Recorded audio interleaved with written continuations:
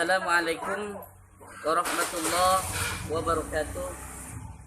Anak-anakku kelas 4 yang saat ini berada di rumah beserta keluarga, mudah-mudahan diberikan kesehatan oleh Allah dan kesabaran dalam menghadapi ujian Allah pada masa pandemi COVID-19 ini. Insyaallah kalau kita sabar menghadapi ujian Allah, kita akan diangkat derajatnya oleh Allah Subhanahu wa taala. Amin ya rabbal alamin. Adapun pembelajaran pada hari ini Akidah Akhlak kelas 4, kita akan membahas tentang akhlakul karimah. Dan tujuan pembelajaran pada hari ini yaitu dengan kita belajar pada hari ini, berharap agar kalian semuanya dapat belajar tentang akhlakul karimah sehingga kalian bisa mempraktekkan akhlakul karimah, yaitu berupa amanah dalam kehidupan sehari-hari. Amin ya rabbal alamin.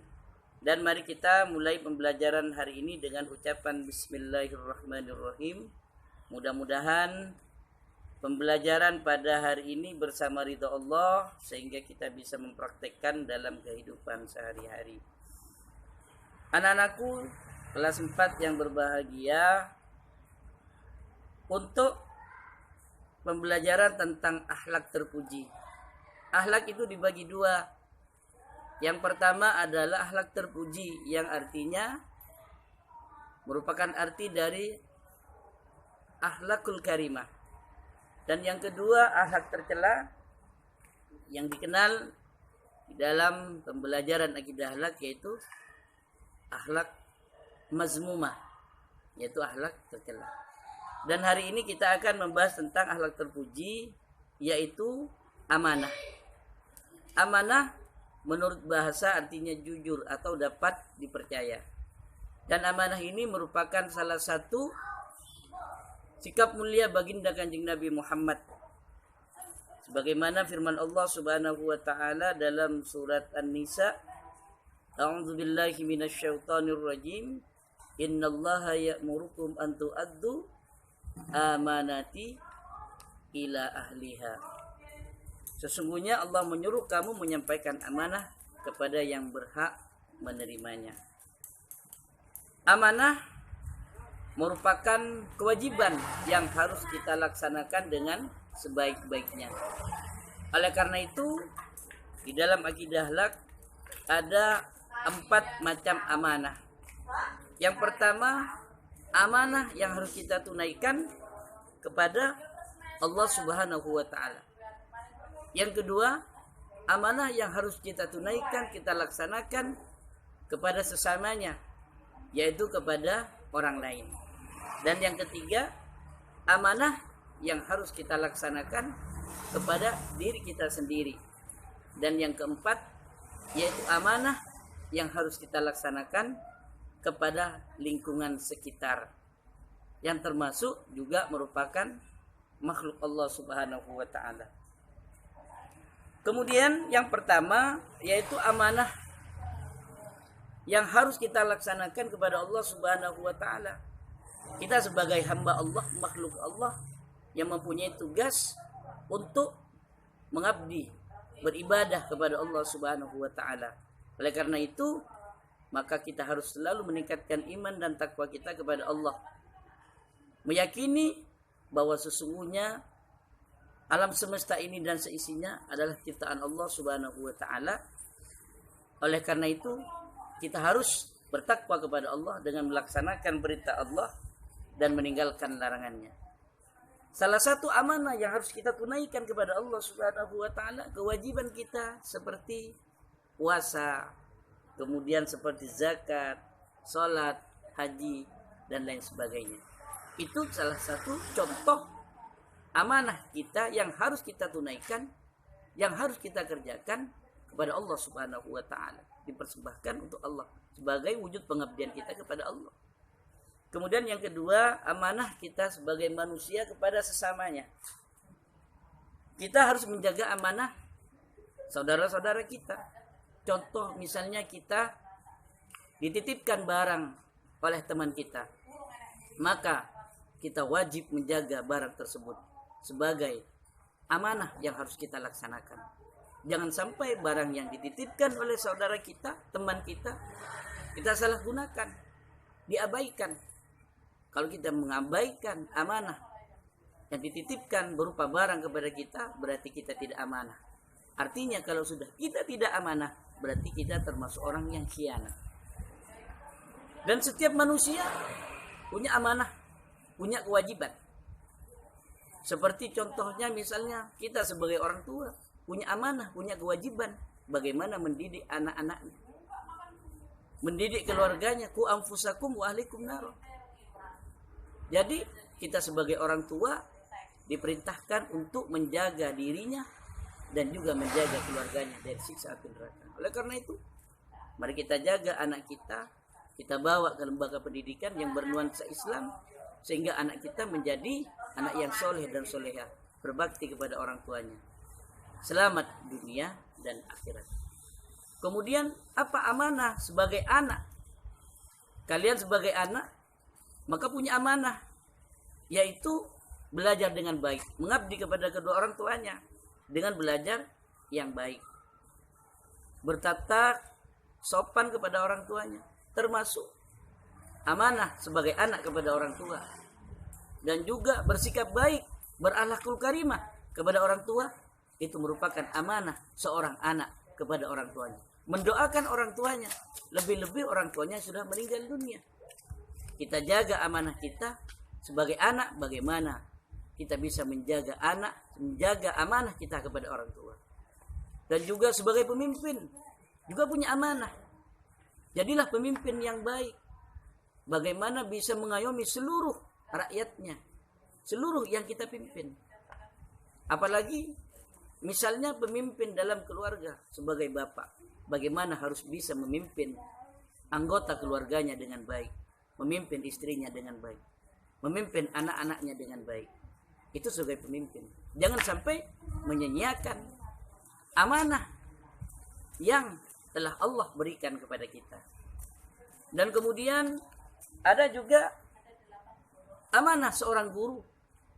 Bagaimana jadi guru yang baik, mengajarkan kepada anak-anak, kepada santri-santrinya, kepada siswa-siswanya, mengajarkan hal yang baik, memberikan teladan contoh yang baik. Itu amanah sebagai guru. Dan juga banyak lagi amanah-amanah yang harus kita tunaikan, terutama kepada tetangga, keluarga kita. Bagaimana menjaga amanah dengan baik? Yaitu bagaimana kita bisa bermanfaat kepada orang lain. Karena khairun nas anfa'uhum linnas. Sebaik-baik manusia adalah orang yang bermanfaat kepada orang lain. Jadi orang yang melaksanakan amanah dengan baik, maka dia akan selalu bermanfaat pada orang lain. Sebagaimana baginda kanjeng Nabi Muhammad SAW banyak telah memberikan teladan, sikapnya, perbuatannya, tingkah lakunya, hatinya, kemudian tutur katanya telah dicontohkan oleh baginda Nabi. Bagaimana bertutur kata yang baik, bagaimana bersikap yang baik. Dan kemudian yang ketiga adalah amanah kita sebagai manusia kepada diri kita sendiri. Bagaimana amanah diri kita kepada diri kita sendiri? Yaitu dengan menjaga hati kita, menjaga lisan kita, menjaga sikap kita, supaya tidak merugikan diri kita sendiri. Apa contoh amanah kepada diri kita sendiri? Yaitu menjaga kesehatan, berolahraga dengan rutin, makan juga dengan rutin, makan yang halal, jangan sampai makan yang haram. Kalau kita makan makanan yang haram, berarti kita tidak amanah kepada diri kita sendiri. Kalau kita tidak menjaga kesehatan dengan baik, tidak mau berolahraga, maka berarti kita zalim dengan diri kita sendiri. Tidak amanah kepada diri kita sendiri, khianat kepada diri kita sendiri. Jadi orang yang rajin berolahraga, makan dengan teratur, makan makanan yang halal, makan makanan yang bergizi, yang bervitamin, itu salah satu contoh kita beramanah kepada diri kita sendiri. Kemudian beramanah kepada diri kita sendiri terwujud dalam syukur baik melalui syukur bil qalbi, syukur bil lisan, atau syukur bil hal. Dan syukur mensyukuri nikmat Allah yang telah diberikan kepada kita, digunakan dengan sebaik-baiknya. Kemudian yang keempat, amanah kepada lingkungan. Ini kadang kita abaikan. Seperti kita misalnya membuang sampah sembarangan, kemudian memotong pohon sembarangan, bahkan di hutan sehingga menjadi gundul, terjadilah banjir, terjadilah longsor.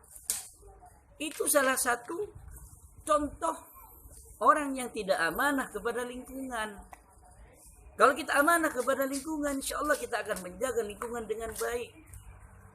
Baginda Kanjeng Nabi ketika perang Mu'tah dulu berpesan kepada pasukan, jangan sampai menebang pohon. Oleh karena itu, kalau ada orang yang sekarang menebang pohon di hutan sembarangan sehingga pohon hutan menjadi gundul, tidak ada penghijauan di sana, maka ini termasuk orang yang khianat kepada lingkungan. Jadi kita sebagai manusia harus bisa menjaga amanah kepada lingkungan, yaitu dengan melestarikan lingkungan, menjaga lingkungan dengan sebaik-baiknya. Anak-anakku yang Pak Guru sayangi, jadi kita sebagai manusia, sebagai khalifah di bumi ini punya kewajiban masing-masing, yaitu memiliki amanah yang harus kita tunaikan. Amanah kita kepada Allah Subhanahu wa taala, amanah kita kepada sesamanya, amanah kita kepada diri kita sendiri, dan amanah kita kepada lingkungannya. Jadi berbuat baiklah kepada yang empat hal ini, sehingga kita akan mendapatkan keselamatan di dunia dan keselamatan di akhirat nanti. Amin ya rabbal alamin. Oleh karena itu, Pak Guru selalu berharap mudah-mudahan dengan pembelajaran tentang amanah ini, akhlak terpuji ini, kita semuanya akan mendapatkan petunjuk hidayah dari Allah, sehingga kita bisa mempraktikkan tentang amanah ini dalam kehidupan sehari-hari. Hanya ini yang dapat Pak Guru sampaikan. Mudah-mudahan yang singkat ini bermanfaat bagi kita semuanya. Amin ya rabbal alamin. Dan Pak Guru akhiri dengan ucapan alhamdulillahirabbil alamin, wallahul muwaffiq ila aqwamit thoriq. Assalamualaikum warahmatullahi wabarakatuh.